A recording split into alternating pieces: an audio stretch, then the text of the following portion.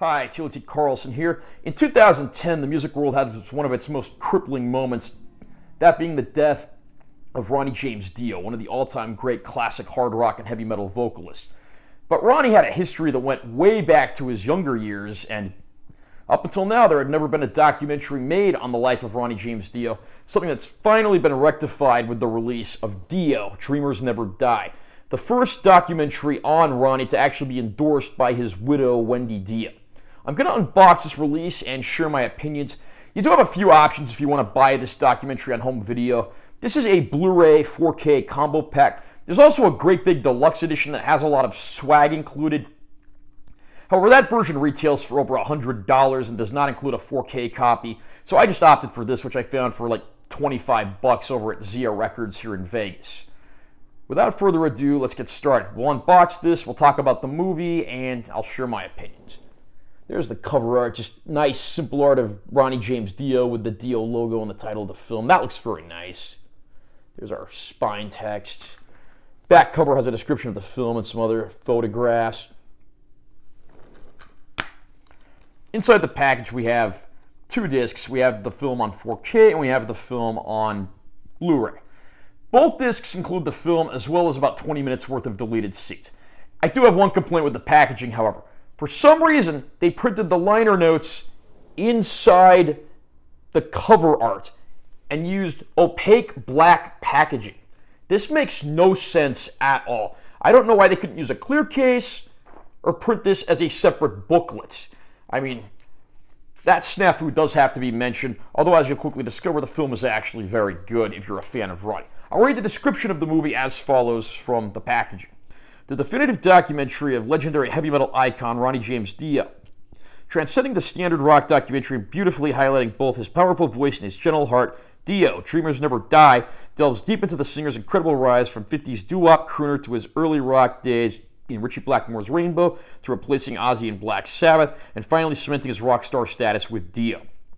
The first documentary to be authorized by the artist's estate, the film incorporates never-before-seen footage and personal photos from Dio's archives, as well as offering intimate scenes with his closest peers, family, and friends, including Wendy Dio, Tony Iommi, Geezer Butler, Bill Ward, Vinny Appice, Lita Ford, Rob Halford, Sebastian Bach, Eddie Trunk, and Jack Black, as they bring viewers inside the life of one of rock and roll's true heroes. In addition to the feature-length film, this release also includes a 20-minute selection of deleted and extended scenes not available on the program, creating an experience that fans won't forget. It's no secret that I love the music of Ronnie James Dio. He was one of my favorite singers of all time.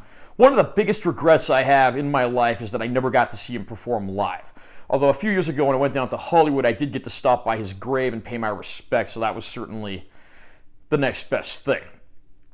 So how is Dreamers Never Die, and does the movie do justice to the legacy that Ronnie James Dio left behind? The simple answer is yes. The crew on this documentary certainly went all out doing what they needed to do to create the perfect picture of the life of Ronnie James Dio. Did you know that his career actually started before the Beatles? Back in the late 50s, he was a doo-wop singer and even a trumpet player. These are not the kind of things that the casual hard rock heavy metal fan of Ronnie James Dio would know, but this movie is a great trip back in time, and it really shows you the side of him you'd never know. You get to see his childhood home, you can get to see like photos of his father and grandmother, and how they impacted his life and his history. A lot of comments and stories told by Wendy Dio herself. And then, of course, you have just the myriad of guest stars who were heavily influenced by Ronnie James Dio or were big fans. Of course, Eddie Trunk is a given because he always shows up in things like this. He was actually a good friend of Ronnie, and his scenes are some of the best in the movie. And you have fellow musicians like Jeff Pilson, Jack Black, Doug Aldrich, people like that. But then, it extends a little farther, too, and everyone's got some interesting stories to tell. It's pretty much a chronological narrative from start to finish, starting with Ronnie's early childhood and going right up to the time he died with Wendy Dio visiting his grave. And throughout, of course, we get vintage footage, newly filmed interviews, and even some humorous reenacted segments that fill in the gaps where there is no footage for certain things. This sounds kind of gimmicky, but they actually shot these so they look like vintage segments, and while quite humorous, they actually do fit in with the documentary pretty well. I certainly had my reservations as to whether a documentary could do justice to Ronnie James Dio and everything he did in the music world. I do have a few minor complaints. There are a few people that were not interviewed in this documentary, and I was kind of surprised not to see them here. Some of them include Paul Shortino, the vocalist of Rough Cut, who actually lived with Ronnie James Dio for a period and was one of his best friends. Angelo Arcuri, who was his sound engineer and co-produced and engineered some of the Black Sabbath and early Dio albums, and Anne Boleyn, the singer of Hellion, who had some of her work produced by Ronnie.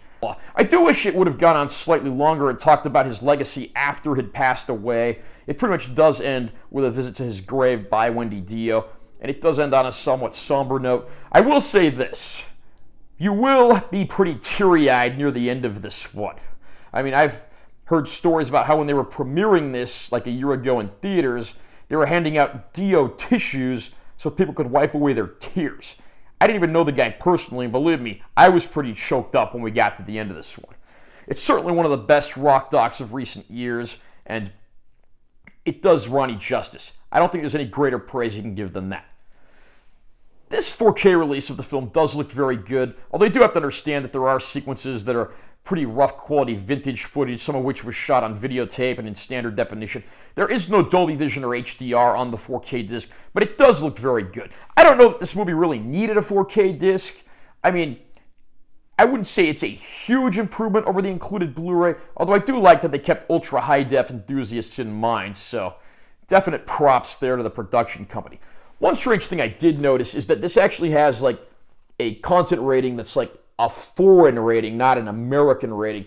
So I guess they just pretty much released the same package worldwide. I don't know if this is technically considered an import or not, but again, those aren't American rating numbers. Although the set is region-free and it will work in any player. We do get one bonus feature here, and it's the same set of deleted scenes that aired in theaters following the movie, about 20 minutes worth of extra content. They made it sound like there was going to be this great big treasure trove of extra stuff that didn't make it into the movie. But again, it's just the deleted scenes that were shown after the movie in theaters, so if you're expecting a bunch of, super rare, never before seen additional features, you're just going to get what you got in the theater here. Again, that's not a bad thing, because the documentary itself, which clocks in at just under 2 hours, is very informative, entertaining, and emotional.